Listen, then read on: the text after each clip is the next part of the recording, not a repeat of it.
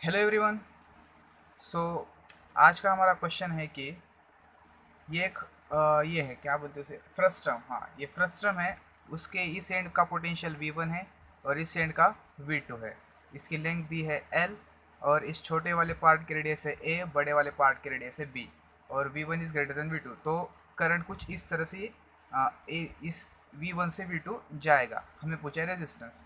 तो हम यहाँ पे रेजिस्टेंस का ये सिंपल वाला फार्मूला तो नहीं लगा सकते, क्योंकि यहाँ पे जो हम जो क्रॉस सेक्शन एरिया लेंगे वो डिफरेंट लेंथ पे डिफरेंट है। तो हमें यहाँ पे इंटीग्रेशन लगाना पड़ेगा।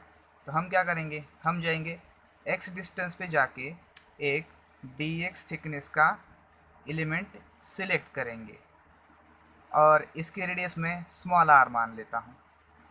ठीक है, और यहाँ पर मैं छोटा सा रेजिस्टेंस लिखता हूँ। रो तो रो ही रहेगा छोटे वाले पार्ट के लिए भी। और इसकी लेंथ थिकनेस ना, थिकनेस हम along the direction of current लेते हैं तो वो हो जाएगी dx। ठीक है, अब क्रॉस सेक्शन एरिया वो हो जाएगा पाई आर स्क्वायर, क्योंकि ये सामने से देखोगे तो एक डिस्क नज़र आएगी। ठीक है, ये हो गया डी, अपना छोटा सा डी आर। अब यहाँ पे ये प्रॉब्लम है कि यहाँ पे हमारा एक्स भी वेरी कर रहा है, उसके साथ हमारा आर भी वेरी कर रहा है।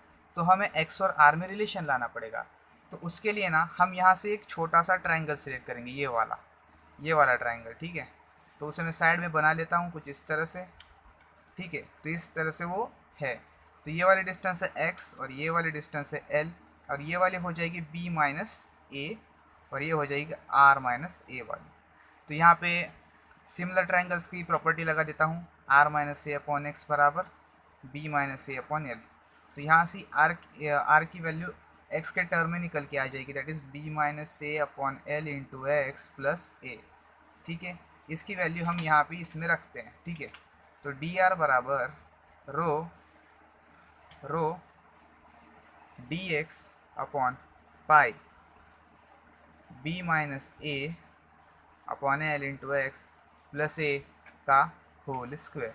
अब हमें इंटीग्रेशन लगा देते हैं यहाँ से। तो यहाँ से ये आर आ जाएगा, लिमिट लगेगी यहाँ पे एक्स की लिमिट लगेगी, वो लगेगी 0 से एल तक, क्योंकि यहाँ से लेंथ है एल। ठीक है, तो वो रो और पाई तो बाहर आ जाएंगे, अंदर बचेगा D X upon B minus A into X upon L plus A का होल स्क्वायर। अब इसका इंटीग्रेशन करने के लिए हमें यूज़ करना पड़ेगा सब्स्टिट्यूशन मेथड। तो हम क्या, इस साइड पे मैं लिख लेता हूँ, तो मैं t मान लेता हूँ इसे b minus A into X upon L plus A को। ठीक है, तो मैं बोथ साइड को डिफ्रेंशिएट कर लेता हूँ। तो यहाँ से डी टी बराबर b minus A by L into D X आ जाएगा, ए का तो ज़ीरो हो जाएगा। ठीक है, यहाँ से डी टी आ गया, तो यहाँ से डी एक्स की वैल्यू मैं यहाँ पे पुट कर सकता हूँ। ठीक है, तो यहाँ से पुट कर लेता हूँ, रो अपॉन पाई डी एक्स की वैल्यू पुट कर देता हूँ एल डी टी। ठीक है, अपॉन बी माइनस ए।